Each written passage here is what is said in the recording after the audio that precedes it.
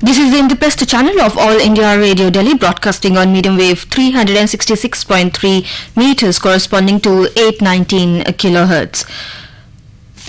This is Delhi. Please stand by for our next program.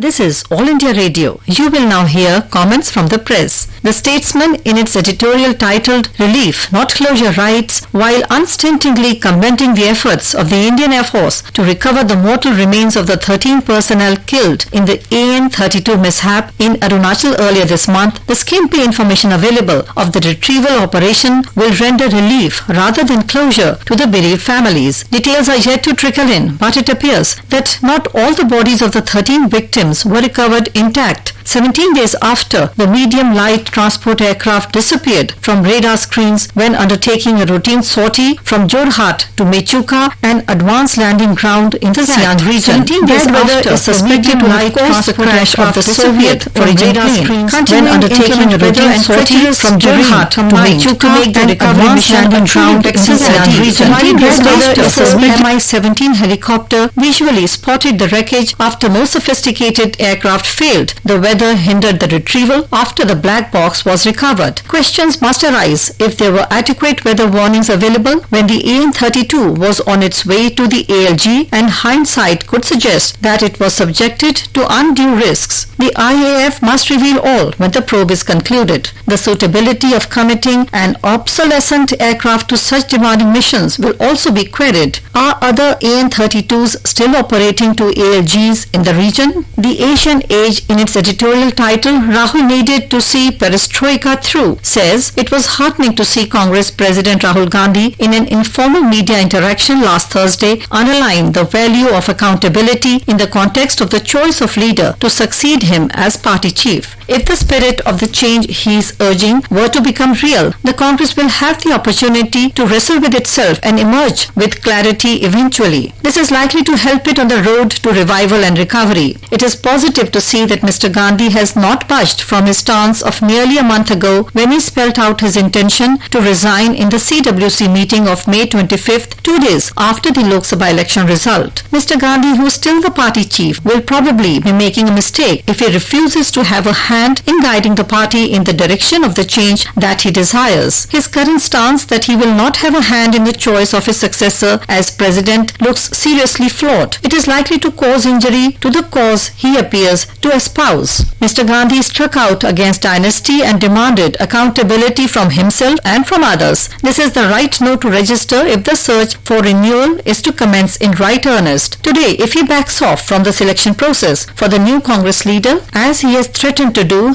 he will be unwittingly permitting the status quo to carry on as though nothing has happened. Keepers of the old order in the Congress hate to see Mr. Gandhi go. If he sticks around, they are free to ply the patronage trade without compunction. If Mr. Gandhi is serious about democratizing the Congress and bringing about perestroika, he must remain in the driver's seat and see the process through. The Statesman, in its editorial titled Beyond Optics, writes, if indeed 10,000 people had assembled with flowers at Pyongyang airport to greet Xi Jinping, it was an exceptional grandstanding for China's President for Life, his wife Peng Liyuan, and the Foreign Minister Wang Yi and other officials. Despite the ideological affinity between North Korea and China, it is fairly obvious that Kim Jong-un and Xi Jinping have initiated an essay towards what they call rebooting a troubled alliance, not the least because both countries face their own challenges from the likes of Donald Trump. Xi's visit has been the first by a Chinese leader to North Korea in 14 years. Though allies during the high noon of the Cold War, relations of late deteriorated over Pyongyang's nuclear ambitions and missile tests and Beijing's subsequent endorsement of UN sanctions. Though the upshot of the meeting is still rather fog-bound, Xinhua has not provided details. It can reasonably be assumed that North Korea's nuclear program has dominated the discourse at the high table. This is particularly critical in the context of the failure of Kim's second denuclearization summit with Donald Trump when the South Korean President Moon Jae-in had played the honest broker but to little or no effect. In an unprecedented gesture for a visiting leader, she was shown around the Kum Susan Palace mausoleum where the preserved bodies of North Korea's founder Kim Il-sung and his successor Kim Jong-il, respectively the grandfather and father of